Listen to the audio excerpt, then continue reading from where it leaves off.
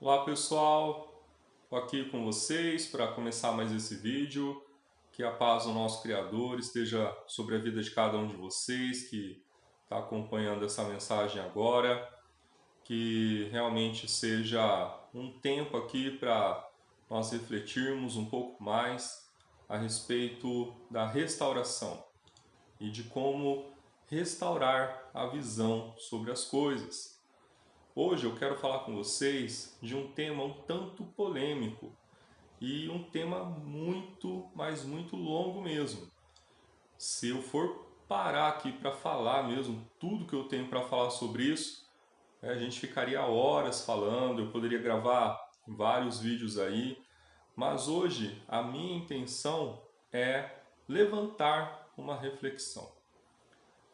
Eu quero falar sobre as Escrituras, sobre a Bíblia e os livros que estão contidos nela e o conteúdo dela em si, de um modo geral.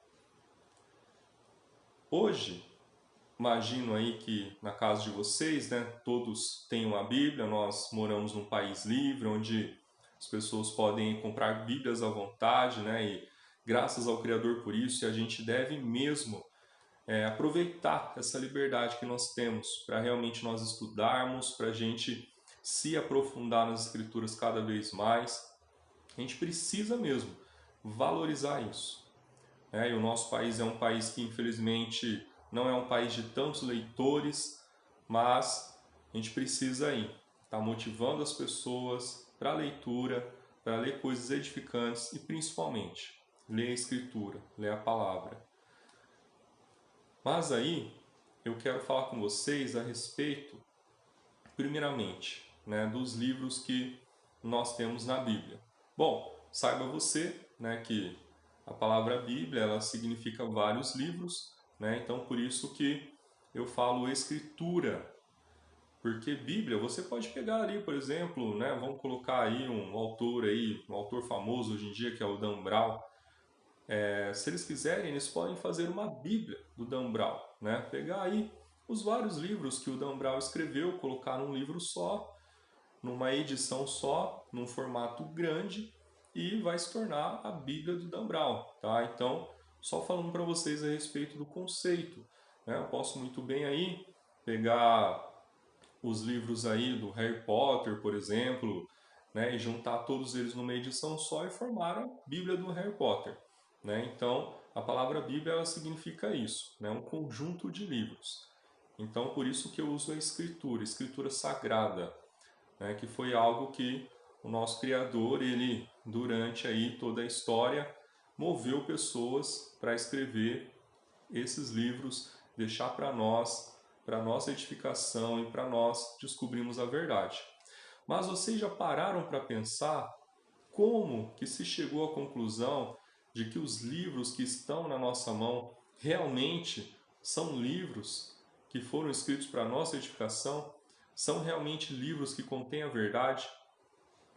E outra, hoje, né, comumente aí, né, cada um de nós aí tem na nossa casa aí uma Bíblia que contém 66 livros. No meio evangélico, né, no meio das testemunhas de Jeová, por exemplo, a gente vê aí essa Bíblia sendo utilizada, 66 livros.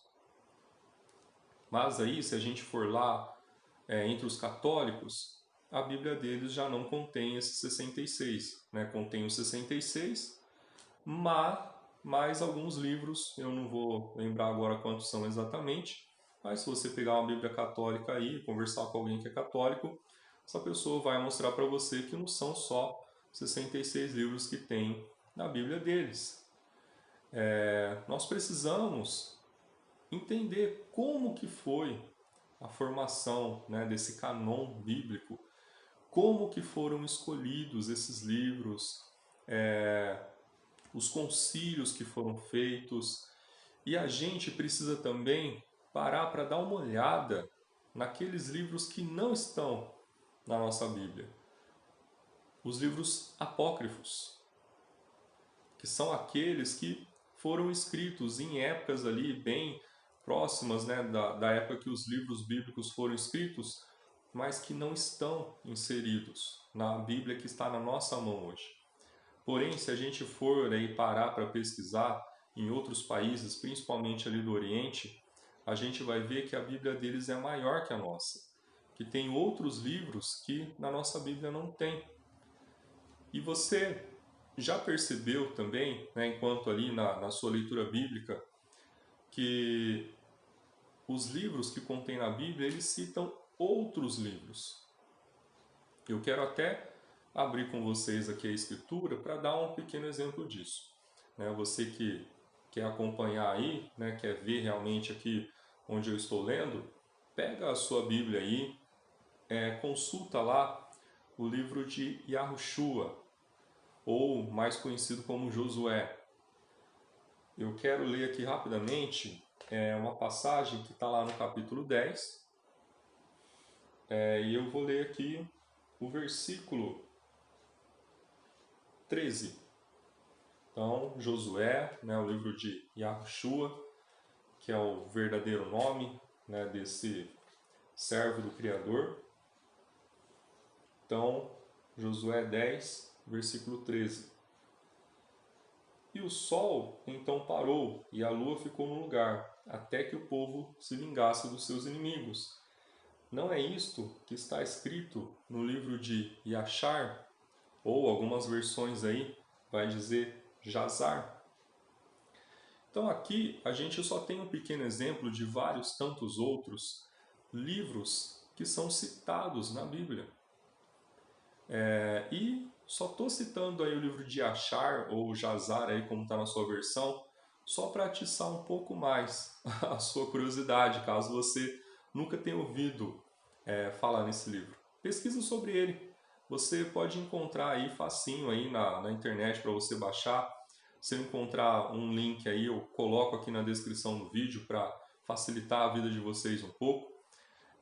Esse livro de Yashar, saibam vocês que é um livro muito precioso. E se você puder ler esse livro aí, você vai ver muitas coisas interessantes nele. Então a gente vai ver isso, que foram determinados esses 66 livros, e eu não duvido de nenhum desses livros, só para deixar claro para vocês isso, eu acredito em todos eles, mas eu vejo também que existem outros livros que não estão entre esses 66, que sim, eles podem ser muito úteis na nossa busca pela verdade, na nossa busca em entender as coisas do Criador.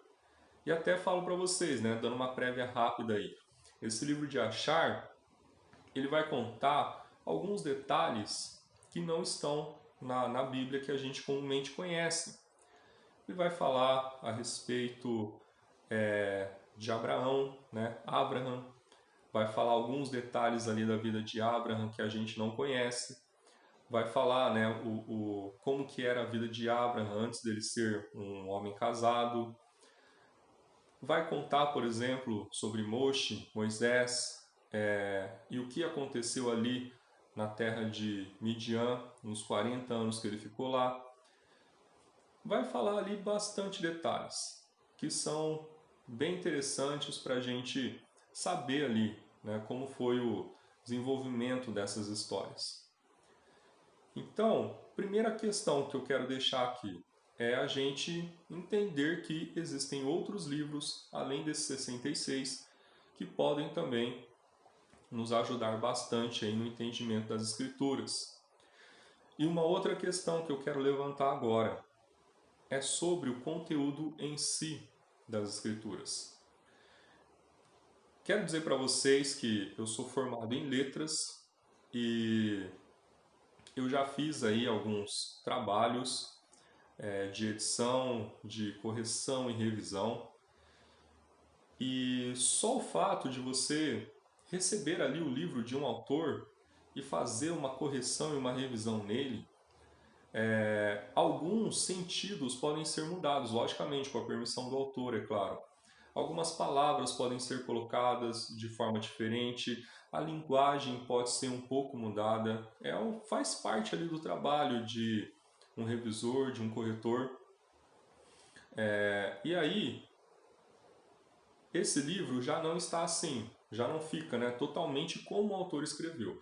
Alguma coisa já foi modificada nesse livro. E aí, o que acontece com muitos livros hoje em dia?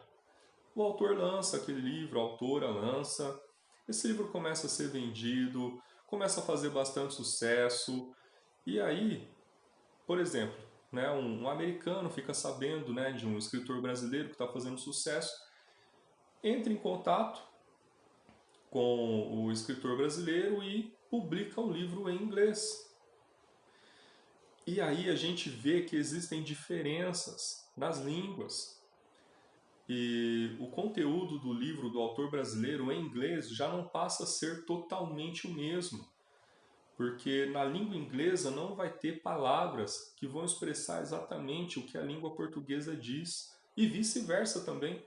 A gente vai ver casos, né, ao contrário, por exemplo, um autor inglês que escreveu um livro muito bom, e aí uma editora, alguém quer trazer esse livro para ser publicado em português, também vai haver essa mudança aí de linguagem, porque está se passando um livro que foi escrito originalmente em inglês para o português. Então perde-se um pouco da originalidade da obra.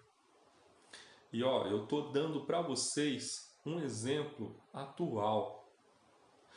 Agora vamos parar para pensar o que pode ter acontecido em toda a história desses livros que nós temos hoje em mãos, esses livros da Escritura. O que será que pode ter acontecido com esses livros nesse processo de anos, de séculos? Porque saibam vocês que atualmente nós não temos mais os livros originais. Nós não temos mais o Gênesis original, o Êxodo original, a carta de Shaul, Paulo aos Romanos original. Nós não temos mais, né? O livro de Apocalipse original. O que aconteceu? Esses autores escreveram esses livros e esses livros eram copiados dia após dia. E com isso, esses livros eram preservados. Porém, muita coisa foi acontecendo durante séculos, décadas, em meio a essa preservação desses livros. Muita coisa foi mudada, muitos sentidos foram trocados. E ainda quero dizer mais para vocês. Algumas coisas foram sim adulteradas propositalmente.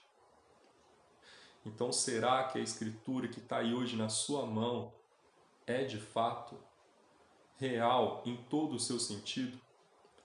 Será que o que você está lendo é de fato aquilo que os autores escreveram? Aí você vai dizer assim: ah, mas o Criador é soberano, ele não ia deixar mexer naquilo que os autores inspirados por ele escreveram. Eu não estou duvidando da soberania do Criador. Mas, se a gente parar para fazer pesquisas históricas, a gente vai ver que sim, que tem adulterações, várias adulterações encontradas, mas que o Criador tem permitido que essas adulterações sejam descobertas e sejam corrigidas. E eu vejo a mão do Criador nisso. Porque eu entendo que o Criador ele deseja que a gente busque a verdade, que a gente pesquise, que a gente vá a fundo. Então, ele mesmo está despertando o seu povo para encontrar a realidade das Escrituras, para saber o que foi adulterado, o que não foi adulterado, para cavar mesmo. O Criador que é um povo que questiona, o Criador que é um povo que vai à luta, que vai atrás. Ele não quer filhos mimados que recebem tudo na mão e acreditam imediatamente nisso, não. Para que o Criador possa trazer revelação, para que o Criador possa trazer mais conhecimento, para que o Criador até mesmo possa se relacionar mais intimamente conosco, é necessário que a gente entre nessa busca. Então, eu quero deixar para vocês essa reflexão hoje. Pensem a respeito disso e comecem a pesquisar, porque vocês vão ver que propositalmente o Criador permitiu essas coisas para que a gente começasse a buscar a verdade. E vocês vão ver que muitas coisas foram mudadas. E aí eu quero deixar para vocês uma recomendação, essa Bíblia aqui que eu tenho em mãos, tá? Vocês vão ver aqui a Restauração das Escrituras, verdadeiro nome. É uma Bíblia que é vendida aqui no Brasil. Eu vou deixar aí embaixo aí na descrição um link para vocês adquirirem essa Bíblia. E por que eu estou falando dessa Bíblia especificamente? Quero dizer para você, primeiramente, que essa Bíblia não é uma Bíblia perfeita, mas é uma Bíblia que foi produzida por pessoas sérias, por pessoas que estão pesquisando a respeito do que realmente os autores quiseram dizer naquilo que eles escreveram. E digo mais, essa Bíblia aqui, ela passa por atualizações. Então, conforme as coisas vão sendo descobertas, modificações vão acontecendo. Justamente porque nós não podemos achar que encontramos a verdade e pronto, acabou. Sempre, sempre, sempre a gente vai estar nessa busca. Sempre, essa busca não acaba, ela não para. E se o Messias não vem para reinar, essa busca vai continuar. Nossos filhos vão continuar, nossos netos, nossos bisnetos vão continuar, porque o Criador mesmo gerou isso, né? Essa questão da gente nunca encontrar a verdade de fato, totalmente, plenamente, né? Não estou dizendo, não me entendam mal, não estou dizendo que a verdade nunca vai poder ser encontrada, não é isso. Mas ela na plenitude não vai ser provada, encontrada aqui, nesse corpo, nessa realidade, nessa era que nós estamos vivendo. Nós sabemos que existe um reino vindouro, para quem crê nas Escrituras, é claro, talvez você que esteja vendo esse vídeo não acredita, mas para nós que cremos na Escritura, a gente sabe que vem um reino vindouro. E a gente vai poder contemplar melhor o Criador e entender melhor a sua vontade, aquilo que Ele deseja que nós façamos. E enquanto isso, estamos nessa realidade, estamos nessa era, nesse corpo de carne e osso. O Criador deseja que a gente busque essa verdade intensamente. E para a gente entender as verdades do Criador, nós precisamos entender a Escritura. Nós precisamos entender o que realmente a Bíblia quer dizer. Então hoje eu quero lançar esse desafio para você, lançar essa reflexão para você fazer de que nós precisamos ir lá no princípio, como eu tenho falado. A gente precisa voltar ao princípio das Escrituras para a gente entender realmente o que ela quer dizer. Tá certo, pessoal? Então, deixo essa reflexão para você hoje e sempre façam isso também. Orem ao Criador, pedindo sabedoria, pedindo revelação, porque Ele é o mais interessado em direcionar vocês nessa busca pela verdade. Certo? Então, deixo essa mensagem hoje. Vocês tenham aí um ótimo dia e pensem nisso que eu falei. Tá certo, pessoal? Até mais, até o próximo vídeo.